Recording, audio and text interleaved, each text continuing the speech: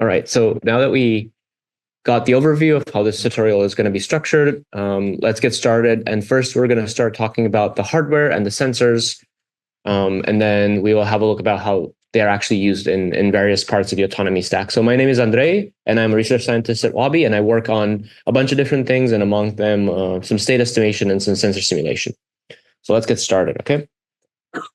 The overview of this talk is basically to give you a sense of the kinds of sensors you typically use in autonomous vehicles, then to give you an idea of the kind of compute you design for these kinds of tasks, and then having a look at how all of these things actually come together, basically from the mechanical engineering standpoint, to actually make a functioning, reliable autonomy system.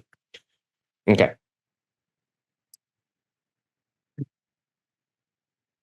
Okay. So let's get started with the sensors that we use for autonomous driving systems. So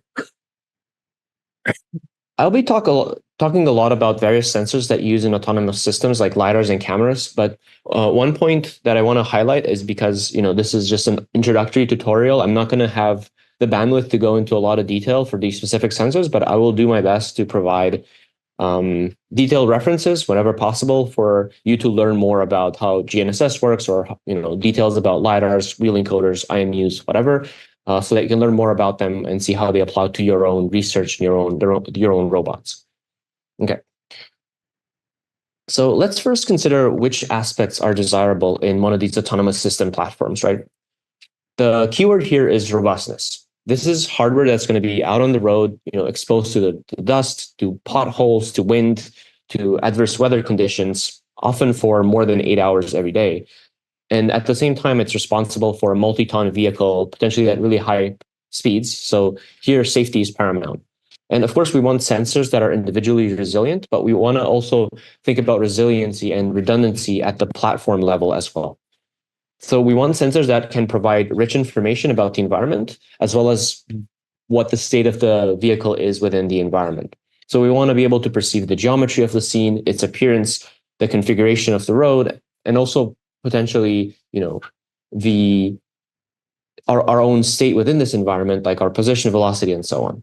So to group this session, we will begin by talking about GNSS, and then sensors that sense our own internal state, proprioceptive sensors, like, for example, wheel encoders and IMUs. And then we will talk about sensors that we use to perceive the scene around us.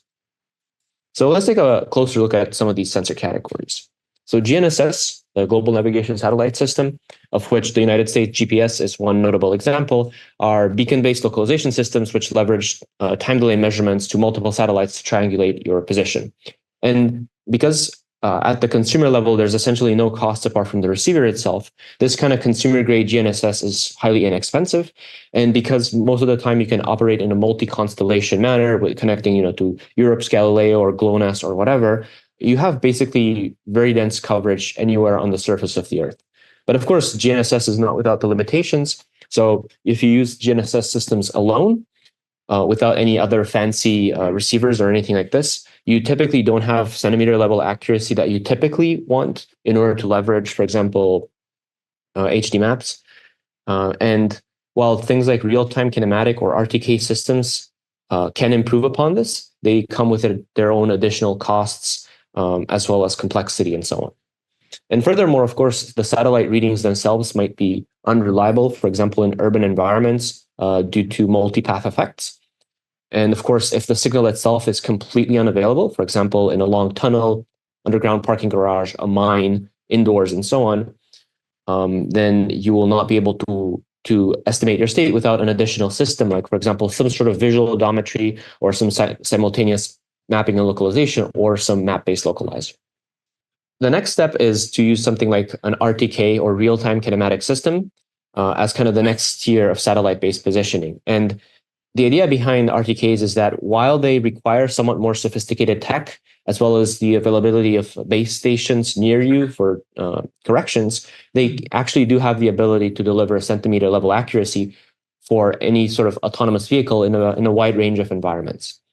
So the way they work, just to summarize, is through essentially two main ways, which is on the one hand, they leverage differential GNSS that lets you get corrections from nearby base stations in order to improve your range calculations. And then they also use carrier phase measurements to further refine the satellite pseudo ranges and bring down your error rates.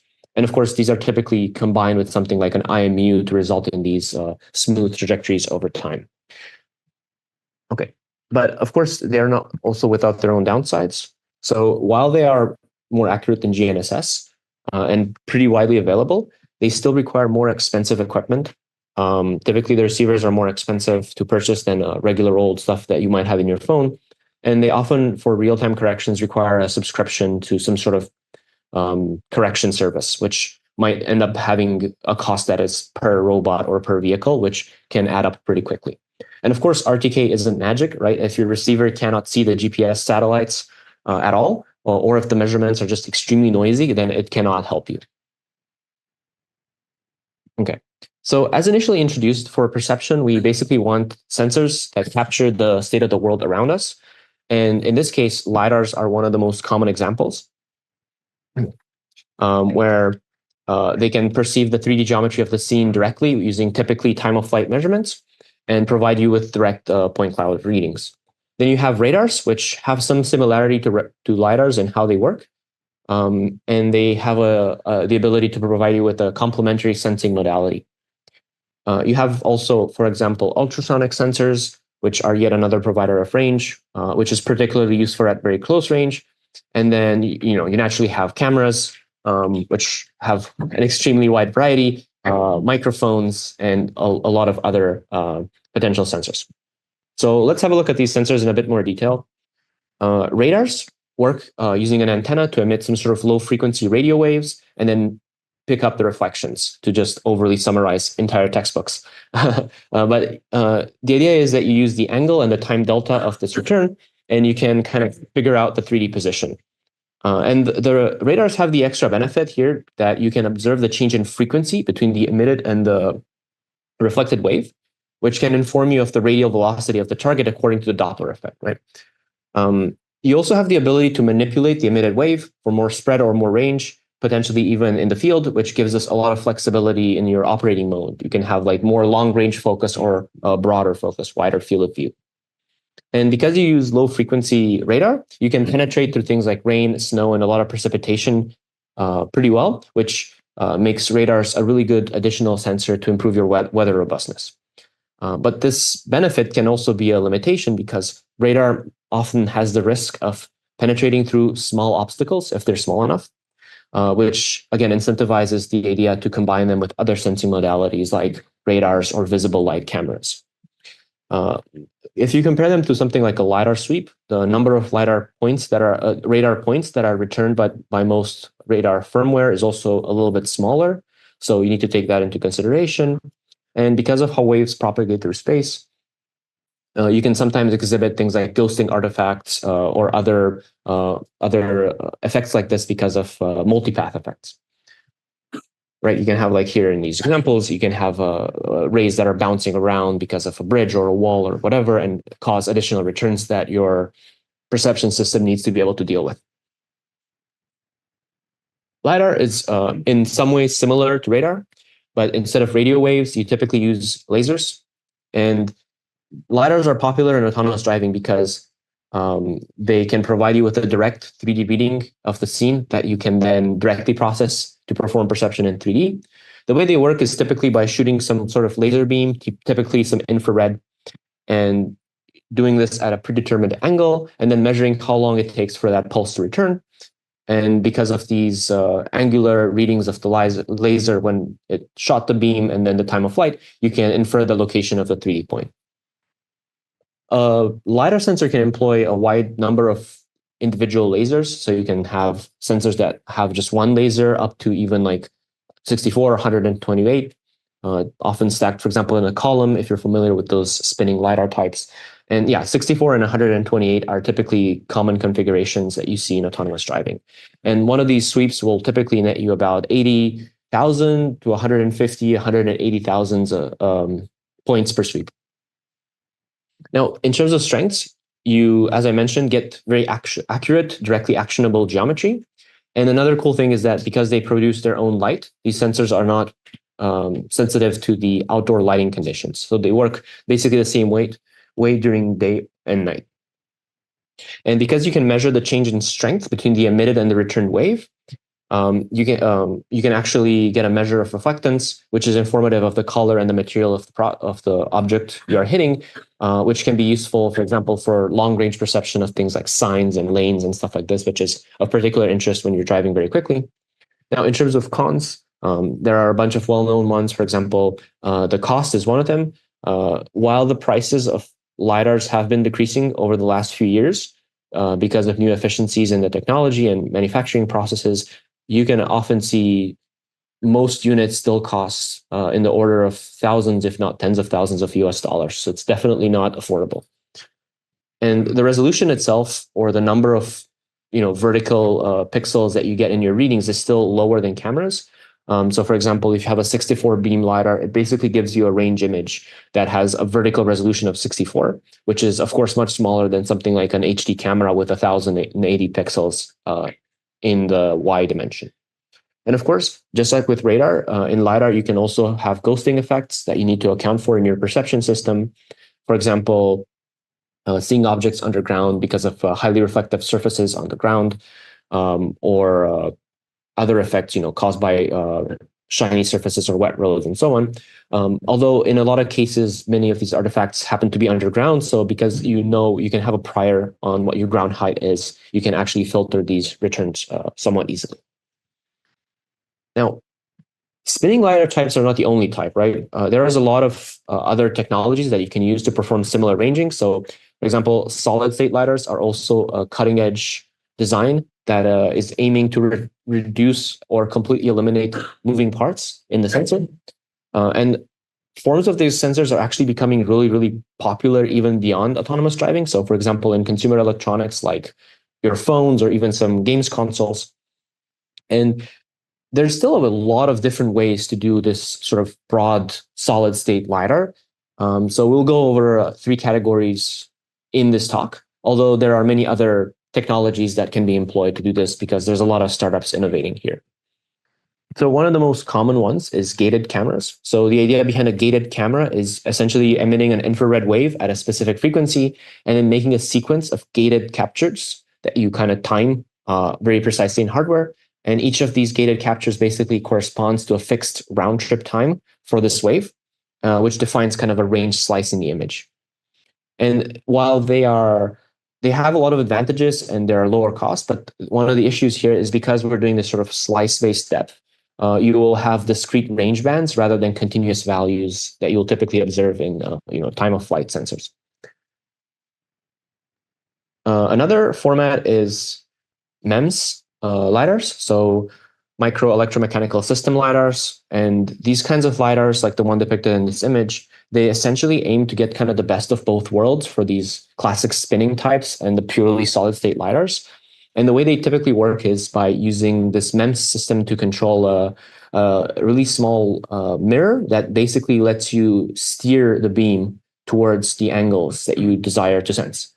And in a sense, this is not fully solid state. It's kind of a quasi solid state system in the sense that there's still some mechanical actuation.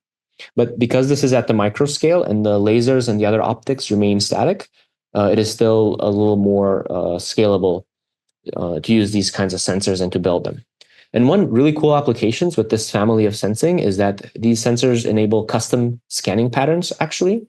So you can, for example, have your software actually decide to spend more cycles scanning exactly in front of you and less on the sides. For example, if you're on a highway and you're interested in longer range perception, and then change this configuration once you are, for example, trying to park and you're driving very slowly. The LiDAR designs we covered so far typically use a pulse amplitude modulated laser. So here your range is actually defined by just a time of flight for that pulse, right? You just measure how long it takes for the pulse to return. But a different approach relies on using continuous frequency modulated laser. And in this case, the range is actually calculated differently by comparing the frequency shift between 2 coherent waves, one from the internal sensor oscillator and the one from the actual reflected wave. And one interesting side effect of this is that because you're using frequency modulation, you can simultaneously measure both the radial distance as well as the velocity because of the Doppler effect, which is similar conceptually to how radars do it.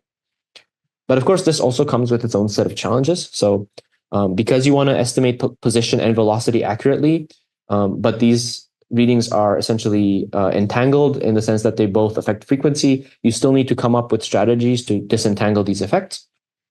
And second, the frequency comparison between the source and the reflected waves is also only really possible if they stay coherent. So you are limited in the range of these LiDARs as a function essentially of the coherence length of the laser wave. And because of these complexities, these FMCW LiDARs are still a little less popular and sort of less available than other modalities, but they still have a huge amount of potential, as we will see in this video, where we can see some example data from one of these sensors. I think it's from AEVA. And here you can actually see that on the top half, you can see the perceived radial velocity color-coded, which gives really nice features on the moving vehicles. It basically also almost segments their motion at the sensing level, which means that your models, now that they get this kind of input, can actually focus their capacity on more higher level reasoning, motion forecasting, interaction reasoning, contextual stuff. So in a sense, this carries the philosophy of the LiDAR just offsetting computation away from your model one step further in terms of the motion. Of course, no talk about hardware for any sort of a modern autonomous robot would be complete without mentioning cameras. They're probably the sensor we're most familiar with here. We all have them in our phones. We can all see. I don't think most of us can perceive radio waves that easily. So we have this connection where essentially we can more intuitively figure out what's going on with the camera. So just again, to summarize things quite a lot, the way they work is essentially by having some sort of array of photosensitive cells. And each of these cells typically has some sort of filter for a color band. It's typically red, green, and blue, with more green cells to red and blue ones, although nowadays a lot of sensors use much more esoteric patterns for these things. And essentially, once you have this reading, you can then convert these kinds of cell patterns to an RGB color that is familiar to humans using a process called debayering, and you essentially interpolate some sort of RGB color from these raw readings. Now, the benefits of the cameras are that, by directly perceiving colors, you can quickly infer the texture and the materials of the scene. Cameras are also generally pretty cheap. So they give you pretty high resolution data, and they're vastly available, meaning that they can also, when you're developing a system, there's a huge body of many decades of literature that you can use to figure out how to effectively use their data. They also provide pretty high frame rates, anywhere from 30 to 120 FPS, even more, which is much faster than typical LiDAR sweep frequencies, which are about 10 hertz. You can also use, of course, lenses to mix and match and kind of focus on what you want, and configure cameras to be, very wide angle, or use telephoto lenses for very long range. Now, on the cons side, any image that you get is essentially just a 2D plane. So there's no explicit depth information, right? And while with a well-calibrated system, you can infer the angles of these rays, you would still need some sort of stereo setup or something like that in order to directly figure out the 3D geometry of the scene. And at the same time, because cameras are essentially ambient light sensors, they are sensitive to the lighting conditions in the environment and essentially rely then on external illumination conditions. So are a bit less effective in the dark. And then, if you have things like quick changes in lighting as you're entering and exiting a tunnel, for instance, you need to pay special attention to how your exposure automatically adjusts to accommodate this. And of course, there's also potential artifacts that happen with lenses, like lens flares, chromatic aberration, lens distortion, that you need to make sure you calibrate for and account for. Okay, last but definitely not least, event cameras are a cutting-edge vision sensor that kind of departs from this traditional frame-by-frame paradigm that we've seen so far, by instead operating on a principle of asynchronous event-based sensing. And the idea here is that instead of integrating data on a frame-by-frame basis, like you would in a normal camera, abstracting away effects like rolling shutter and whatever, you have the event camera actually just asynchronously fire off events on intensity changes in real time with extremely low latency, something on the order of microseconds. Now, in terms of strengths, these sensors have really high dynamic range also, which allows them to very easily deal with changes in lighting conditions, such as entering and exiting a tunnel, for instance. They also have really high temporal resolution, often as high as a microsecond, which is orders of magnitude better than many other kinds of sensors. And this allows them to excel in scenarios with really high speed motion. And they also consume little power, which makes them really helpful on resource constrained systems like drones. Now, in terms of cons, much like classic cameras, they don't perceive 3D information directly. So you would still need some sort of stereo setup or whatever to get that kind of info. And they're also somewhat low in the spatial resolution compared to traditional cameras, though because of innovation in the field, this is slowly improving. And of course, they're also a little less standardized and less studied than other sensors, which means that you might require a little bit more engineering and research in order to integrate this into your robotic system. Although once again, as you will probably see even at this conference here, there's constant research ongoing to improve these kinds of to improve models' performance on these kinds of sensors. So let's have a look at a quick demo. So we can see a comparison here between an RGB camera on top and an event camera during the night. So you can see here that the pedestrians in front of the car that are very, very difficult to see on top, they become very obvious in event space, even though, if you're just doing perception in RGB, it might be hard for them to be seen. So this makes it very helpful to get really quick reaction times, even when, for example, the lighting conditions are poor. Okay, so let's now turn our attention a little bit to the kinds of computers that we want to run our autonomy systems and our models on in order to make sense of the sensor data. So we've picked our sensors and maybe even decided on some sort of GPU setup to run our models on. But how do these elements, actually come together? Well, let's look at this diagram from the left to the right.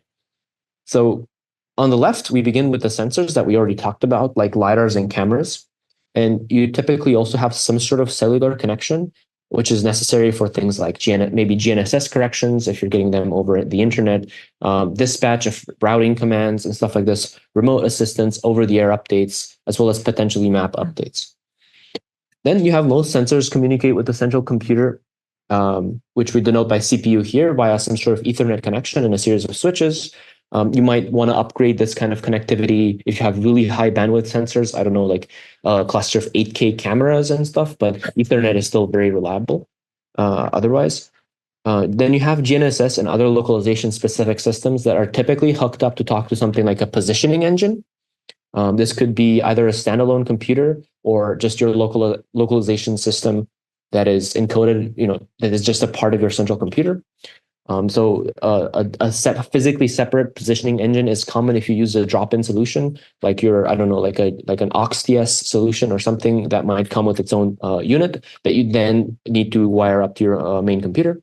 And then, of course, you have the autonomy system that runs on the main computer, will produce some sort of commands that you will validate with some sort of high-integrity compute system that will, if all things look good, interface with the drive-by-wire system to actually actuate the vehicle. So now that we have these sensors, we have the central computer, but how do we actually build the whole thing, and how do we integrate it with an existing vehicle, whether it's a small delivery drone or a truck that weighs 10 tons? The initial process kind of looks something like this, where you want to produce a detailed system block diagram as your output. And this kind of diagram will be much more detailed than the high-level compute plan that we start with. And the process typically begins by reasoning about specific sensor field of view and the placement of every single sensor. You can do this heuristically, or you can actually use simulation to figure out an optimal placement in terms of some metric that you're interested in. You then have the engineers build the system block diagram based on this specification. And the system block diagram will basically tell you exactly what sensors and modules you'll have where and how they are wired together and how they communicate. And then you gather further requirements for the overall system, which range for things like the compute specifications that we mentioned earlier, like how many ops do we need, how much hardware sensor processing capabilities do we need, stuff like this. And then combine these with other requirements, like, for example, the physical things, the physical constraints, like the size of the sensing array, the heat and vibration resistance, that sort of stuff. The design process then is what takes us from this initial block diagram to the final product. And here, one of the important lessons is to not reinvent the wheel. So if an off-the-shelf component exists for a specific task, it's important to use it and not start building stuff that's not necessary from scratch. And then in terms of the key design process elements that we need to think of, we need to think of things in terms of modules. So here, modules being building blocks that come together to form the physical system. You have things like component schematics, printed circuit board assemblies, connectors, housing, stuff like that. Then you need to think about the harness, which essentially tells you how all of these blocks are actually physically going to communicate with each other. And not all of these sensors are together. And this is particularly challenging for larger robots like a self-driving vehicle, a self-driving car, or even a self-driving truck. You might have a wheel speed sensor and a GPS antenna and a camera on the front grille, and you need to make sure you can actually reliably wire all of these things together and then do so reproducibly for multiple vehicles. Now, in terms of mechanicals, you want to use something like computer-aided engineering to ensure that your design that you put together, after you figure out things like where everything goes and what kind of housing and brackets you use for all the sensors, now you need to make sure that this design can actually satisfy the requirements of the real world. So you basically have to use CAE software to figure out wind resistance, temperature change resilience, velocity changes, stuff like this, to make sure that all the sensors that you mount stay where they are and are resilient, to all sorts of windy conditions, braking, weather, stuff like this. Okay, so to wrap things up, we hope that basically a key takeaway of this talk is that there's no one-size-fits-all solution for autonomy driving sensors, because each of them basically has its own set of pros and cons. Now, the key for safe and scalable autonomous robotics basically is to be cognizant of all of the trade-offs that can be done, and essentially designing hardware and software solutions basically together in a way that leverages the strengths of each sensors while also mitigating their shortcomings. So you need to have sensors that can kind of provide orthogonal ways of orthogonal kinds of information about the environment. And it's important to have redundancy in your system as well in order to make sure that you're resilient to partial failures. Okay, so yeah, thank you for your interest in this hardware session, and also special thanks to the hardware experts at Waabi that helped contribute to these slides. So now I'll hand it over to Sergio, who will be talking about perception. Oh, and there's also some references. I'll leave this slide up for like a few seconds while we switch speakers. If you want to learn more about various kinds of sensors, there's a bunch of textbooks that can give good introductions and then references to more advanced, super specific things. Okay. Time for any question. I think you want to. I think we have time for a few questions if you're interested.